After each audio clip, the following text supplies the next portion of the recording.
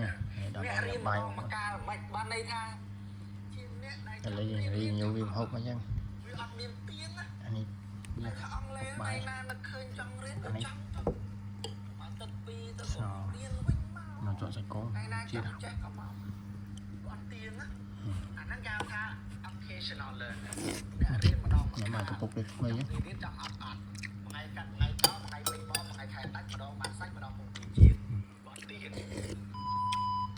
បាទសូមគោរពជម្រាបសួរបងប្អូនអ្នកសិក្សាភាសាអង់គ្លេសជាទីគោរពស្រឡាញ់នៅក្នុងសៀវភៅរៀនប្រែអង់គ្លេសបែបអភិវឌ្ឍខ្លួននៅក្នុង YouTube ដែលរៀន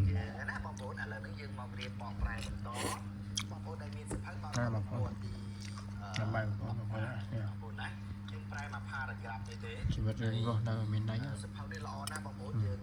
រៀនបកប្រែបានចំណេះដឹងល្អហើយយើងមានរឿងពីមុខថ្ងៃហ្នឹងបាទជាធម្មតាយើងត្រូវមកឯងចឹងណា paragraph ថ្ងៃណាមានគ្នាគេនេះមានថ្ងៃណាហ្នឹងទៅបងប្អូនណាបាទខ្ញុំយើងញ៉ាំបាយឆ្ងាញ់យើងបកប្រែយើងមករៀនពីតាខ្ញុំមើលមេរៀនយើងមករៀនពី